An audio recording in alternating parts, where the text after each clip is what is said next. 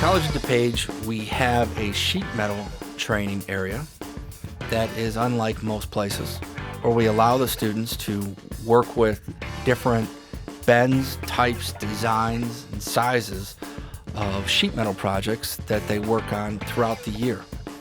And what you're seeing is different types and styles of equipment that helps us work with metal. And we have everything from brakes to shears to rollers to power flangers to rollers to Pittsburgh machines, so they get an opportunity to get an understanding of what it takes to work and manipulate sheet metal. And that's important on every single commercial job, every single residential job.